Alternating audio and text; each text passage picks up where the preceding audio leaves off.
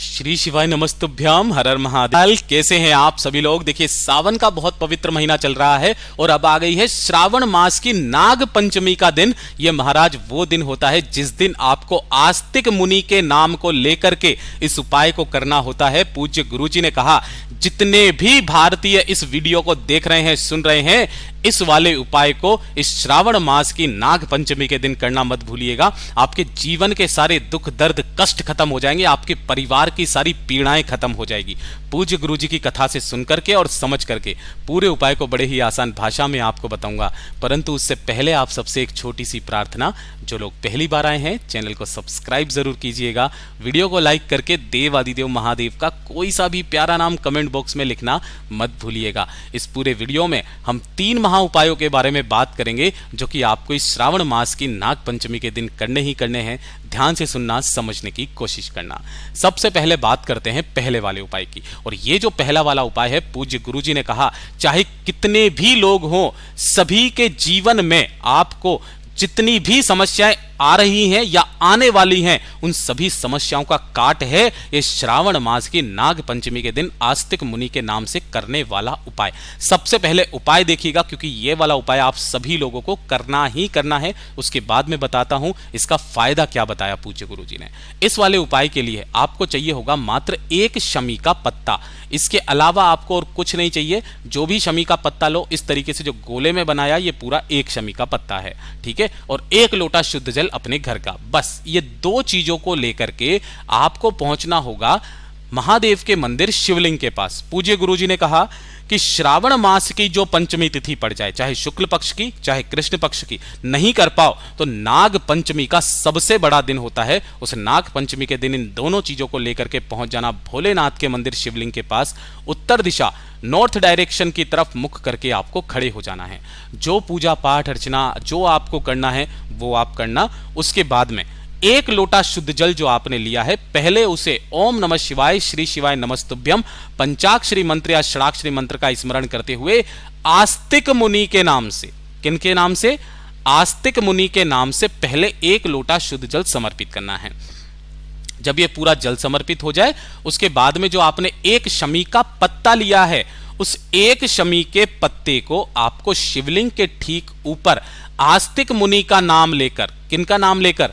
आस्तिक मुनि का नाम लेकर यहां पर समर्पित कर देना। समर्पित करने के बाद 2 मिनट वहां पर आपको बैठना है। महादेव जी से अपने जीवन के समस्त कष्टों को खत्म करने की कामना करते हुए बाबा से विनती करके इस शमी पत्र को उठा करके आपको अपने साथ अपने घर पर लेकर के आ जाना है। चौखट पर हो सके तो एक गोल बाती का दिया जरूर लगा करके आ जाना। और जब आप अपने घर की चौखट पर पहुंचेंगे, यहां पर है ना, तो जो दाहिना, चाहे दाहिने तरफ चाहे बाईं तरफ, दोनों में से किसी भी तरफ आपको उस शमी के पत्ते को यहां पर महादेव जी की जो 5 पुत्रियां हैं, है ना, 5 पुत्रियां कौन कौन सी? जया, विषहरा, श्यामली बारी, दोतली और देव, इन 5 का नाम लेकर के आपको अपने घर की चौखट पर इस शमी के पत्ते को रख देना है। पूज्य गुरुजी ने कहा कि जब आप इस शमी के पत्ते को अपने घर की चौखट पर रख देते हो, इसमें महादेव जी की 5 पुत्रियों का भाव प्रकट होता है। जैसे बहन बेटियां हमारे घर में से बाहर जाती हैं और पीछे की तरफ सब कुछ छोड़ करके चली जाती है अपने भाइयों के लिए, अपने परिवार के लिए। जिस घर में खुशियां हमेशा बरकरार रहे, वो कभी नहीं चाहती कि इस घर में कभी भी दुख दर्द हो। जब आप इस उपाय को करते हैं तो जो महादेव की 5 पुत्रियों का भाव प्रकट होता है, वो आपके घर की रक्षा करती है, आपके घर में सदैव सुख शांति समृद्धि लाती है। पूज्य गुरुजी कहा कभी बुरी शक्तियां प्रवेश नहीं करती, कभी कोई सर्प प्रवेश नहीं करता। पूज्य गुरुजी ने कहा जो भी श्रावण मास की पंचमी तिथि पड़े या नाग पंचमी पड़े, इस उपाय को कर ही लेना। आपके परिवार की सारी समस्याएं उसी दिन खत्म हो जाएंगी। पूज्य गुरुजी का बहुत अद्भुत और अचूक उपाय है, जरूर कीजिएगा। और बात करते हैं दूसरे वाले उपाय की।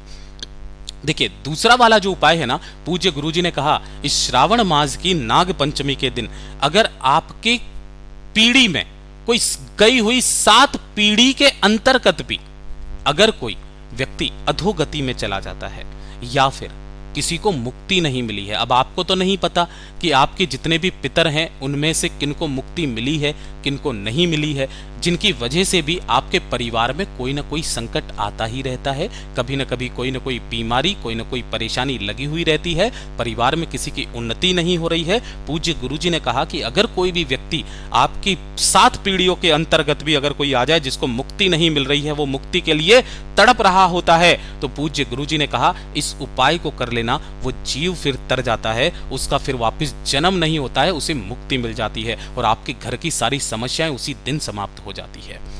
मात्र 1 लोटा शुद्ध जल अपने घर का लेना और इसे लेकर के पहुंच जाना भोलेनाथ के मंदिर शिवलिंग के पास। इस वाले उपाय को आपको श्रावण मास की, चाहे शुक्ल पक्ष की पंचमी हो, चाहे कृष्ण पक्ष की पंचमी हो, इसमें से एक पंचमी अपनी नाग पंचमी भी होती है, जब आप इसे लेकर के जाएंगे, उत्तर दिशा नॉर्थ डायरेक्शन की तरफ मुख करके आपको खड़े हो जाना है।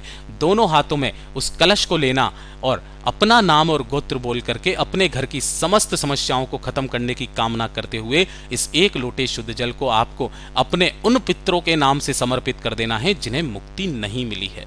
ऐसे समर्पित करके जो भी जल जलाधारी से बहकर के नीचे की तरफ गिरता है, पूज्य गुरुजी ने कहा जितना जल इस जलाधारी से नीचे की तरफ इस श्रावण मास की पंचमी तिथि के दिन जाता है, वो संपूर्ण जल महादेव के खाते में से निकल करके आपके उन पितरों को समाप्त मिलता है जो कि पितरों को मुक्ति नहीं मिलती है। वो पितर आपका तर जाता है, फिर उसका जन्म नहीं होता, उसे मुक्ति मिल जाती है।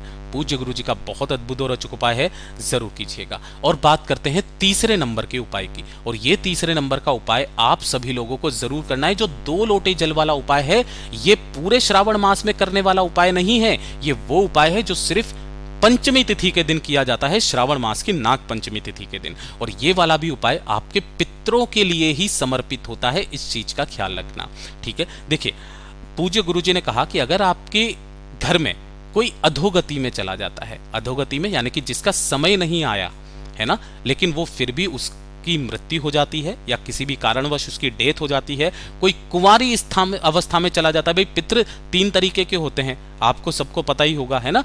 कोई कुंवारी अवस्था में चला जाता है, या फिर कुंवारी अवस्था से भी मतलब पूज्य गुरुजी ने बताया कि कोई गर्भ में ही मर जाता हो या गर्भ से बाहर आकर के किसी की मृत्यु हो गई हो, ऐसे जो भी हमारे पितृ हैं उनको भी शांति नहीं मिलती है। उन पितरों के निमित्त आप सभी लोगों को ये उपाय करना है। पूज्य गुरुजी ने कहा वो व्यक्ति जीवन में कभी भी सर्प की योनि में नहीं पड़ता, वो जीव तर जाता है, उसकी फिर वापस जन्म नहीं होता, उसको फिर सीधा का सीधा बैकुंठ धाम मिलता है, और जिसकी वजह से आपके घर की उन्नति होती है। इस दिन आप सभी लोगों को क्या करना है, 2 लोटे जल लेना है, 2 पात्रों में जल लेना है, इस चीज का ध्यान रखना। दोनों के अंदर कुछ नहीं मिलाना, केवल 2 पात्र आपको जल लेना है, चाहे एक स्टील का हो, एक तांबे का हो, जरूरी नहीं है दोनों तांबे के हों, ठीक है। जैसे भी आप चाहो वैसे लेना, और इसे लेकर के महादेव के मंदिर में पहुंचोगे शिवलिंग के पास में। कैसे मंदिर में जाओगे, जहां पर शिवलिंग के ऊपर इस तरीके से मटकी लगी हुई रहती है, जो कि महादेव जी की 5 पुत्रियां जया, विषहरा, श्यामली बारी, दोत्री एवं देव का स्थान है। यहां पर आपको जाना है, और यहां पर पहुंच करके दोनों हाथों में एक एक कलश आपको लेना है, और उस संपूर्ण जल को एक धारी से दोनों से एक साथ आपको इस ऊपर वाली जो मटकी है इस पे आपको समर्पित करना है।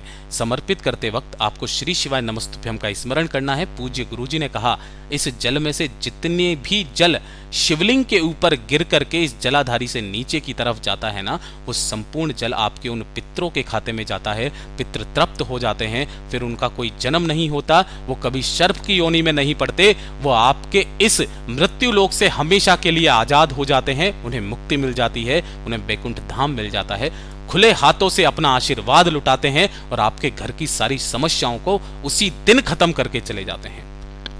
पूज्य गुरुजी के सभी उपाय बहुत ही ज्यादा खास और अद्भुत है, जरूर कीजिएगा।